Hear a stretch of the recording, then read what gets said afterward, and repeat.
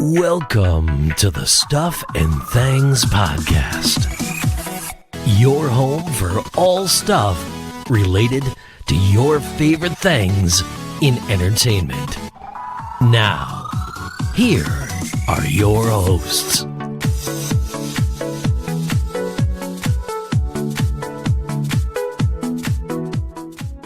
Hello everybody and welcome to a new episode of the Stuff and Things Podcast. I am Sam. Today we're talking about Ms. Marvel and episode 3.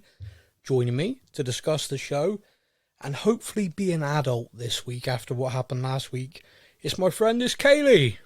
No! Welcome back. How are you? I'm good. I'm excited. I even did a little jig to the tune. Hey, that's what I like to hear. Where Stefan never does a jig to the tune, honestly. He lets me down with this. But he is absent with us this week because work commitments have kicked in. Last week you were absent. Would you like to explain to the listeners just why you were so absent? Drunken bum. Well, kid problems. Yeah. Always kid problems. well, there's that as well. But yeah, I don't know if you've had a chance, because I know how busy you are, but I don't know if you actually had a chance to listen to the podcast where we talked about episode 2. Bits of it. I was a bit scared after the text messages I received. Denial knowledge is my stance. Yeah, I got to be honest with you, we went a bit off the rails. It got to like the point where we were just like, yeah, we need to get Kayleigh back to get some adult supervision on our ass, because it wasn't good. We did get a few messages come in, a few people which I found kind of interesting. A few people very similar to me last week, which was enjoyed looking inside the mosque and just sort of getting a modern take on that from the show, giving us a bit more of a balanced view to what you'd probably typically see on TV, especially sort of American TV and movies. So that was good. Mm-hmm. Yeah. And it takes us into this week. And one of the things I picked up on last week, which was my kind of nerd level, because I'm a history nerd, was they talked about partition in India, which was the creation of Sri Lanka, Pakistan. And this episode opens again with a kind of clear moment for that. But Kayleigh, I don't know if I'm going to catch you out now or not, and we're going to test you, because we do have a tradition on the podcast, which is I say, this is Talking Ms. Marvel, episode 3 of the show's first season, and the title of the episode is... Destined. Oh, well done. Yes. Nailed it. Don't say destiny. Don't say destiny. Yeah, don't say it wrong. Don't say it wrong. He won't let it go. It opens with a slide card saying 1942, British India, obviously British controlled India at that time, and we have a group of individuals. I'm sort of looking at this, and obviously I know as the episode goes on it explains it, but when I'm looking at this opening scene, I'm kind of looking at them all and I'm like, okay, I don't think I know any of these. Oh, wait a minute, yeah, I know that one. Wait, yeah, okay, she doesn't look like she's aged, and this is 1942, so my brain's kind of going into overdrive straight away. And they find the bangle on a severed blue arm.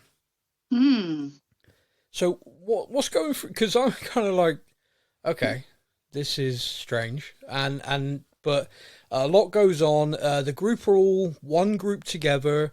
One of them puts the bangle on, and then they get separated because the British are coming. You know, there's a lot of fire, gunfire going on. The group gets separated. This one person's on their own, and that's kind of how that scene ends. But for me, there was a lot in that. Yeah. What was going through your? I know the rest of the episode does give us a little bit more explanations, but with that opening scene, what sort of thing was going through your head? Well, I at first I thought I'd missed something, and I thought, have I started, 5 minutes in? But I hadn't, so I carried on. Yeah. But I think the thing that stuck out most for me was definitely the blue arm. Yeah, me too. And without giving anything away for the rest of the episode, because we'll get to it, I felt like a very close group of people, all on a mission to do the same thing. There's no animosity. And, it's a save yourself, we'll find you. There's not any of, don't leave me. You know, No. it's very much preservation. Yeah, you know, there doesn't appear to be a hint of anything. There was one moment as well when the lady put the bangle on, and when she did that, she saw the bangle kind of like power up, and she said, "Oh, did you see that?" you can see that. Yeah. And it reminded me straight away of, you know, our main character in this, Kamala, when she put it on for like the first time. Mm. So I immediately looked at that and thought, oh, that's the great grandmother. Yes. And she is very familiar to me, the actress that plays her, and I don't know why I know her, but she's in other things, I'm sure. Yeah. IMDb's your friend for stuff like that. I find I'm watching TV shows and movies, and I spend at least 5 to 10 minutes everything I watch going, oh, where do I know that person from? Scrolling IMDb. Oh, yeah, they were an extra once in Blue Bloods. Yeah, brilliant. Yeah, I watch too much TV, I think is the lesson from that statement. One of the things we learn is that they are from another dimension and they're trying to get back. I don't know about you, but whenever I'm kind of confronted with stuff like this, and within the MCU as well, especially right now when we're kind of cracking open the multiverse and all the fun that comes with that, we've also had the Eternals not that long ago. I'm kind of now in my brain, when someone says something like that, I'm like, okay, so what group are you part of? Mm-hmm. You know, I was kind of thinking, are they Eternals? Are they, you know, they've not aged since 1940. But this would appear, I mean, we could be wrong, but this could appear to be, again, something completely different. Yeah, I mean, Eternals is the obvious choice, isn't it? And I'm wondering, I think it's probably too close to be the Eternals, maybe some kind of offshoot, some kind of Inhuman type thing. Yeah, well, the actual name they give us in the show, the actual name they give us in the show is the Clandestines. Mm. Which, to be honest with you, when you think of the word clandestine, it doesn't immediately smack of good guys, does it? It does. And they're very from secret. Yeah, and they're from the Noor, which I'm probably gonna butcher, but Noor dimension. Yeah, that means light. So we're kind of following that, and then basically on Earth, they were referred to as Djinn, genies. What did you think about the fact that it came from a severed blue arm? Well, you see blue, you think Kree. Well, you think Kree. Where I went. You certainly think that in the Marvel Cinematic Universe, but to me, if you think Djinn, genie, blue, you're there on Aladdin. Yeah. Yeah. You know, Robin Williams voicing, "Hey, I'm hitting the road." Yeah. But I don't think that they're going to be, you know, Djinn is genie, but as they're talking about it and he's getting those definitions, I don't think we're going to have a jolly Robin Williams style genie. I think we're going to go down the demon, evil, bad guy kind of route. Well, one of the things I liked in this episode, and again, this harks back to me being a history nerd, is Bruno doing his research. Bruno's the guy in the chair for Kamala. And he's doing his research into this. He also referenced Dr. Selvig, by the way, which I got a very nerdy kick out of. But yeah, he's doing his research and he comes across all of these ancient writings. And once again, I have to say this, Mr. Khan, her dad, is still like the MVP. I love this guy in every episode so far. Adore him. His whole... what was it? I can't remember what he was buying, like apple pie slices or something like that, processed things. Yeah. And he was just so happy about it, like this massive "don't tell my wife" as well, which is such a completely on board with this. Don't tell anyone I'm eating this, especially not my wife or my kids. He's so cute and so naive, isn't he? Yeah, he's great, and he's just like so happy with that simple pleasure, which I think's wonderful. And Bruno's like talking, and he spots it. And he's like, "No, Bruno, I will help you. You know, don't even think about it, or don't even try and say no." And he reads out, and when he translates it, he basically tells the story, which we'd kind of already heard part of relayed to Kamala by this group. But the bits that he adds in from this legend I thought was quite interesting, because he says about them being exiled. And I don't know about you, but straight away it's kind of like, at this point, and I know what happens later in the episode kind of, I guess, proves this, but up to that point that, they've had these conversations, they're from another dimension, they want the bangle to help send them home.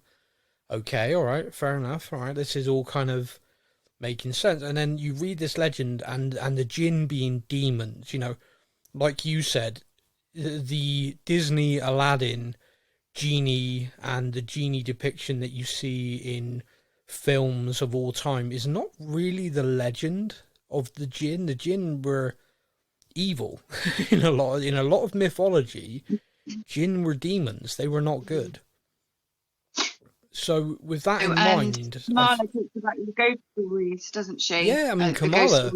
Yeah, I mean, she literally references the fact, I've just found out I am something from my own nightmares. Which again is is kind of interesting. And of course, even in episode 1, her brother, I think, says, "Do you want me to leave the light on, or are you no longer afraid of the Djinn?" So clearly this is a boogeyman kind of scenario for her anyway. And now she's finding out that basically she is in some part related to that. But like I was talking about that research kind of thing, what when you hear about the group being known as the clandestines, the ancient writings talking about them being banished, I mean, it doesn't sound like this group are particularly good. No.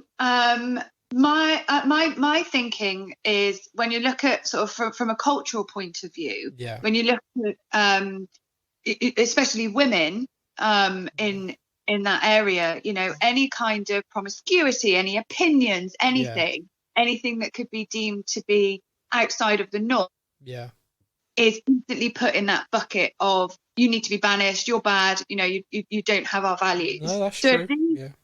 This group of people, these clandestines, have some kind of power. They might not necessarily be bad. It might just have got to the point where, they've been persecuted for so long, they're furious with everyone, and bringing Nanny back might actually, bring peace. I don't know.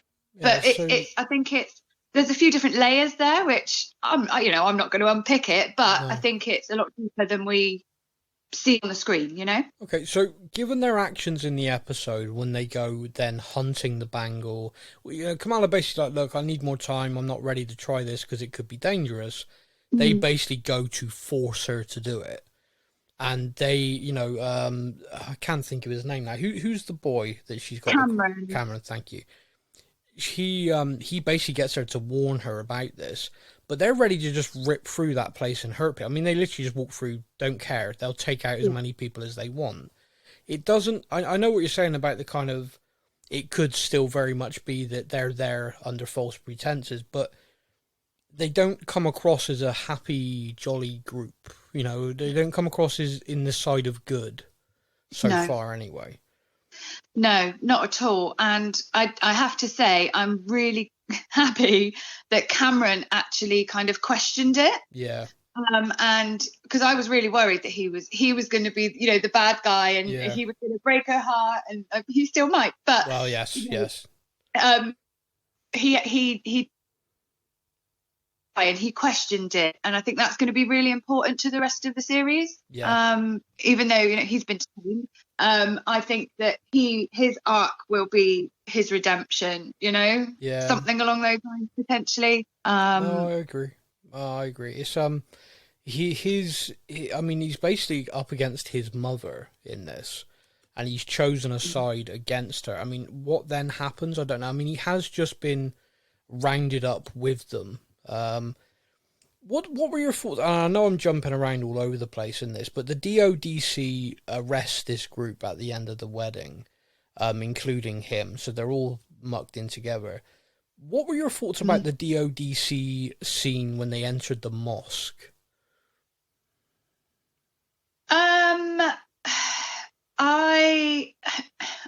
This is really difficult for me, because I felt that they were trying to make a point, a very political kind of statement, if you like, as to how people don't respect mosques, they don't respect their faith and their culture. The comment about next come, take your shoes off. That's really important. So to bring that, you don't see that side of it usually on anything, TV, film, anywhere.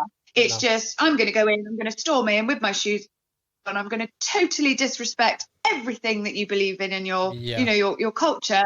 And they kind of made quite light of it, I felt. I think there's I think there's different ways that you can do it. I think to make that point in a show like this, I think the way they dealt with it was quite good. I think the Iman and again, I'm rubbish with names. She's brilliant. I love her. I love her. She is fantastic. And the thing I loved about that was the comedy last week, her trying to get elected to the council.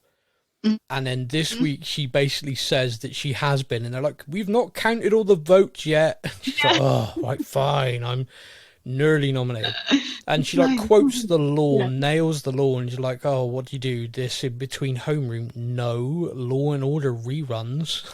Just, absolute level of sass that I enjoy. But I feel like you said that they made the point. I think they made the point in this show, this age bracket, if you like, and I think they made it quite well by doing it with a smile. A kind of like, look, you can't do this. This isn't on. Yeah, you don't want to make it too heavy, given the audience, and this is a new thing. This is the first time we've ever seen anything like that. We don't want it to be this super serious, hard hitting, really heavy. No, the show by and large is fun. And I think, if you're depicting this particular ethnic group and Muslim faith, etc., and in a fun show, I think that's actually really powerful, really helpful, because everything in this, like the characters following their faith, and all of them are kind of in different places with it as well. Like Kamala doesn't dress the same as her friend, but that's not like an issue between them. Do you see what I mean? It's like they're both following the same faith, they're both doing it their own ways. And they're respectful of each other, they're respectful of the traditions, but would like to update them and change them. It's all, like I said, I'm really enjoying the show. I'm really enjoying the kind of depiction. It's making me interested. I'd also like to point out, if as far as a wedding goes, that looked great. If anyone listening is planning on having a wedding like that, please invite me. No, seriously, we are there. I will for two reasons. Reason number one, that looked like pure joy. The colorfulness, the kind of the atmosphere, all of that, absolute joy. I also liked the being asked 3 times. I think if you did that in most traditional Christian weddings, then no one would get married. Like, are you sure? Are you really sure? Actually, no. Thinking about it, no. Actually, now you've asked the 3rd time, absolutely not. I'm getting out of here. But I loved that aspect of it, and I because I was kind of like, oh, wonder why they do that. I then did a load of reading on it to find out, and I thought that was quite interesting culturally. But the second reason why this wedding rocked for me would be Brown Jovi. Oh my days. So this is why I was so excited when I came on. You know me, the biggest Bon Jovi fan in the world. That absolutely made my day. Absolutely fantastic. Brilliant. And that was one of my wedding songs. It was brilliant. It was great. It was absolutely great. And the thing that it just made me laugh as well, Brown Jovi. And the fact that all the family, because they're living in New Jersey as well, are like massive Bon Jovi fans. Like, no, if you live here, you're a Bon Jovi fan. This is how it works. It doesn't matter. It doesn't matter if I'm Muslim, whatever. Bon Jovi. It's culturally important here. But yeah, so that wedding looked awesome. Amir's wedding. I do feel really sad though that she had to pull that fire alarm to get everybody out to save them. and now her family are all staring at her like it was your brother's wedding and you pulled the fire alarm. Why would you do that? Yeah, and I think that's a callback to the beginning where, you know, it felt like she had a tricky relationship with her mum and she was the outcast and everything was about her brother. And now it appears to them that she's done this, you know, giant thing by, you know, all the attention's not on me, so I'm going to pull the fire alarm. But they don't know. They don't know. No. But I'm glad Nakia saw. I'm glad that she was there. Yeah, I mean, I'll circle back to that a second because we did actually have a really nice scene with her and her mum, which I kind of feel like was the first real lovely. They've had some nice scenes together, but I just mean like when she gives her a real hug in the bathroom. Yeah. And the thing I liked about that, well, again, there's a couple of things I like. One, it was just a nice moment between the two of them. Her mother just basically like, you know, you don't have to do things alone. You know, your family are with you. And she gives her that hug, but then when she walks away, she then has a pop about her brother, which to me is very much family. That is very much so accurate. So like, you know, you don't have to worry about anything. I mean, we live in a world where Amir's getting married. Whoever thought that would happen? You know? And I mean, that was brilliant. That was hilarious. That was just so how families interact. But it did make me a little sad that they had that moment with that hug and her basically saying, your family are always with you. Trust in your family, talk to us. And then when she had that chance, like she was like, why did you pull the fire alarm? She elected not to say anything. I thought in that moment she would speak up, but she didn't. What do you think is the reason behind her continuing to keep it to herself? I think it's a fear of the unknown. And I think she loves her family so much and she doesn't want to put them at risk. Yeah. By bringing them into everything that's happening, you know. And I think we'd all do the same in that first instance. You try and shield everyone from everything until there's no other option. I think we haven't got that, you know, final option yet. I think it will come. Do you think it's, I mean, a devil's advocate for a moment, do you think it's that, or do you think it's because she doesn't want to lose the bangle and she knows her mum would take it off her?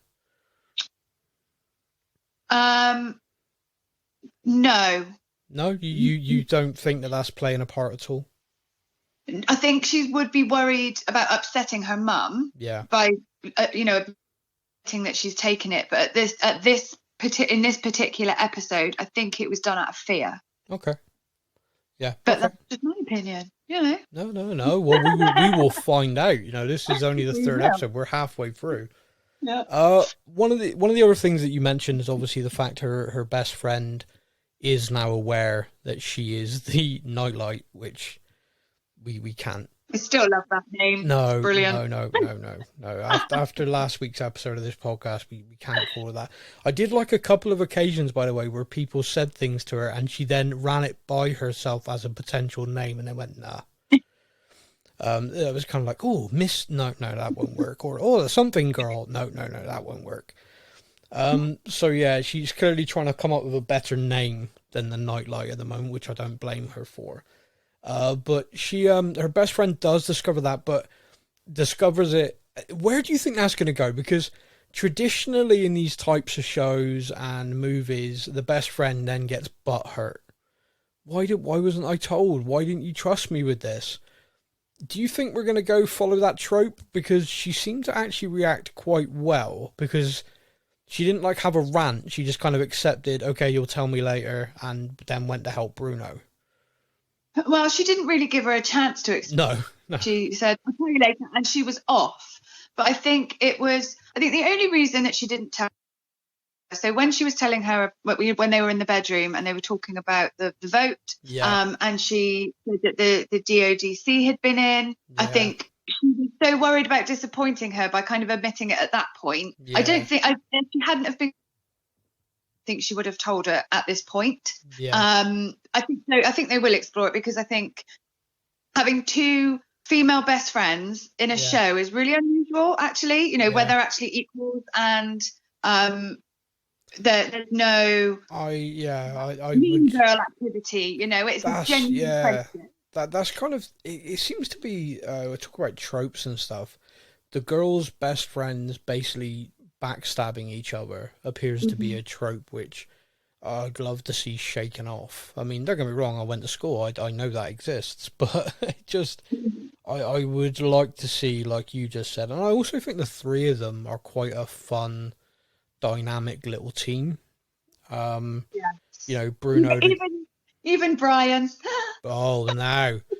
See, now, on last week's show, me and Stefan both agreed 100%, because we're guys and we do this, that kid is doing it deliberately. Oh, absolutely. Yeah, we said it last week. That is very much a power play from a guy. When there's another guy kind of on the scene, you kind of go, oh, how's that mate of yours? Stuart, was it? No. But do you know what? Girls do it too. I'm just putting it out there. Really? Interesting. Yeah, of course we do. Well, I do.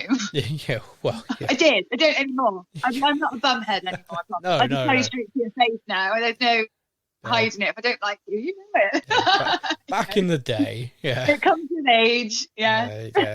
But back in day when trying to impress, very much so. So it did make me laugh in this week's episode when Bruno did say, I swear he's doing it on purpose. I was like, mate, he is. He really is. He is messing with you. He's an ass. But yeah, so what do you think about the kind of situation there? Me and you talked about it in episode 1, the friend zone. You said you weren't sure. Episode 2, I pretty much said, I'm confident now that Bruno's got a crush and he's friend zoned. We've now watched episode 3. What do you think? Yeah, I still think that they will end up just as friends. I think they're just trying to make us think about it a bit more, and will they, won't they? You know, that whole thing. But they're not going to end up together. No, they won't. No. Oh, I think he's got more chance of ending up with Nakia than he has with Kamala, if I'm honest. Interesting. Not for any particular reason. No. It's just thrown out there now. I like that idea. On probability stakes, to reinforce the point that I don't think him and Kamala, they might have a misguided smooch and then go, whoa, that was wrong. A misguided smooch. That will be available on the t-shirt section of the Stuff and Things podcast very soon. The misguided smooch. Available in all sizes. No, I like that. Misguided smooch. Yeah, I'm down with that. Many a Friday evening wrecked by a misguided smooch when I was younger. That was a dumb idea. Or who was that? Is another question. So moving on. Yeah. Move on quick. We know each other too well. We know stories. Move on.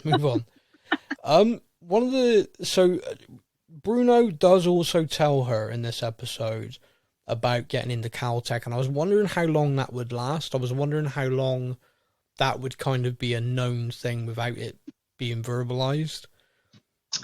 Just one episode, and he tells her.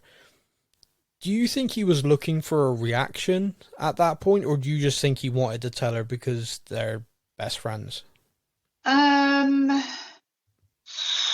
A little from column A, a little from column B. Yeah, again, I think, forced is not the right word. No.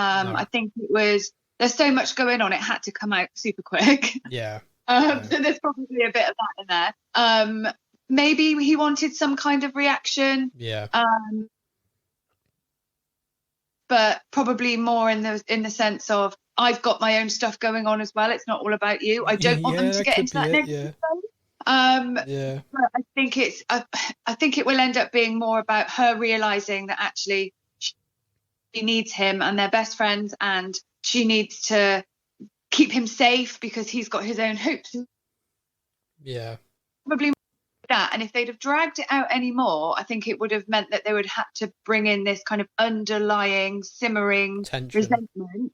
Yeah. And that's not going to be, conducive to a positive outcome for the show, No, I do wonder about it, but I mean, it is a 6-episode season, so there isn't a massive amount of time for them to do something like that and get a resolution. But yeah, I do think it's kind of there. So it's interesting.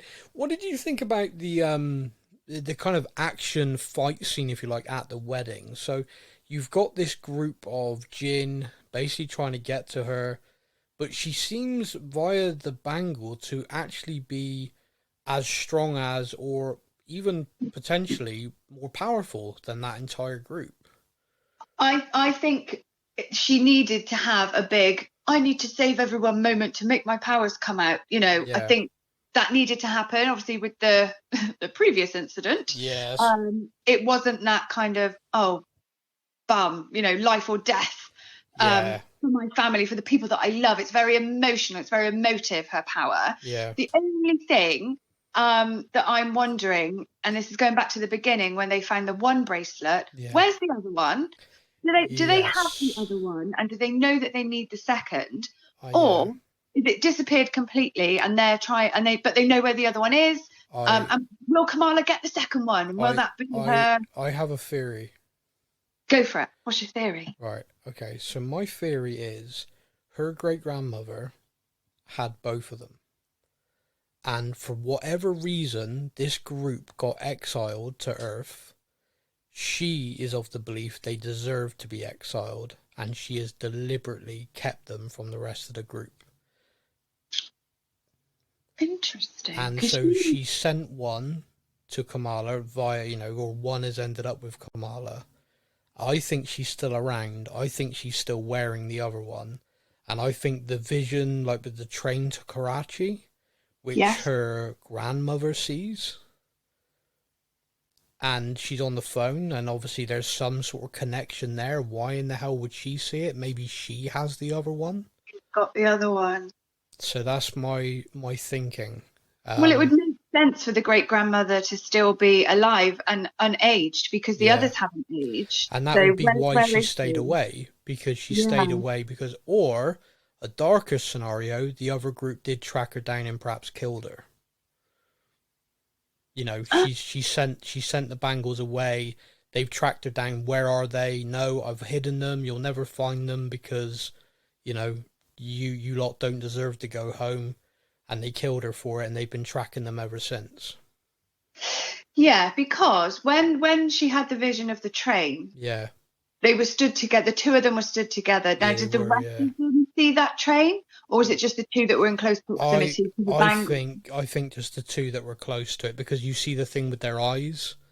And it showed, the front of the train showed Karachi written on it. So it makes sense for her grandmother to have a bangle. I think so. I mean, again, this is pure theory for me. Yeah. But that's where my head went with it anyway. So I think the alternative, because they referenced the British kind of looting that place before they'd got there. Yeah. That could be the season 2, is going to find the other bangle. Well, yeah, I mean, we got 3 episodes left, but yeah, you wouldn't put it past it showing up in the British Museum, would you? I mean, the British basically went around the world, stole everything we could, and then cleverly hid it in museums. An end credit scene, flash to the British Museum in London, just on a stand in a glass case. And then you see Moon Knight stroll past it. That would be a really clever tie-in. I like that idea. That would be hilarious. But yeah, I mean, we've kind of covered most of the bullet points. Were there any other parts of the show that really jumped out to you, or any other things that you really wanted to cover?